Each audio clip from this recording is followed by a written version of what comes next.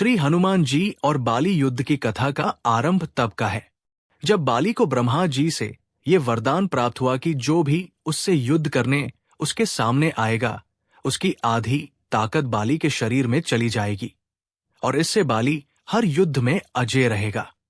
सुग्रीव बाली दोनों ब्रह्मा के औरस वरदान द्वारा प्राप्त पुत्र है और ब्रह्मा जी की कृपा बाली पर सदैव बनी रहती है। बाली को अपने बल पर बड़ा घमंड था। उसका घमंड तब और भी बढ़ गया जब उसने करीब करीब तीनों लोकों पर विजय पाए हुए रावण से युद्ध किया और रावण को अपनी पूंछ से बांधकर 6 महीने तक पूरी दुनिया घूमी। रावण जैसे योद्धा को इस प्रकार हराकर बाली के घमंड का कोई सीमा न रहा। अब वो अपने आप को संसार का सबसे बड़ा योद्धा समझने लगा था और यही उसकी सबसे बड़ी भूल हुई। अपने ताकत के मद में चूर एक दिन एक जंगल में पेड़ पौधों को तिनके के समान उखाड़ फेंक रहा था। हरे भरे वृक्षों को तहस नहस कर दे रहा था। अमृत समान जल के सरोवरों को मिट्टी से मिलाकर कीचड़ कर दे रहा था।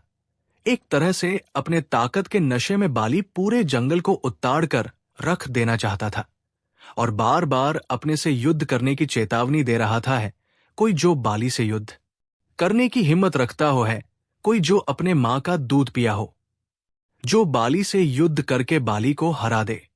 इस तरह की गर्जना करते हुए बाली उस जंगल को तहस नहस कर रहा था। संयोगवश उसी जंगल के बीच में हनुमान जी राम नाम का जाप करते हुए तपस्या में बैठे थे।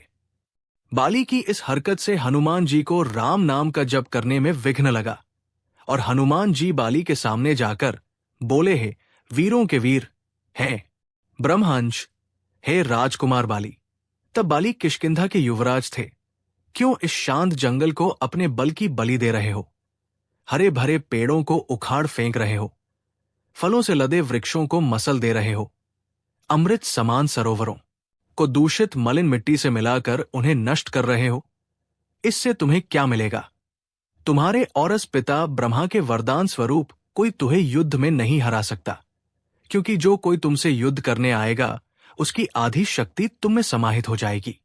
इसलिए हे कपि राजकुमार, अपने बल के घमंड को शांत कर और राम नाम का जाप कर।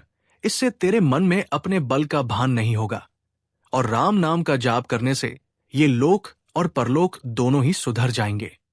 इतना सुनते ही बाली अपने बल के मदचूर हनुमान जी से बोला, ए तुच्छ वानर, तू हमें शिक्षा दे रहा है।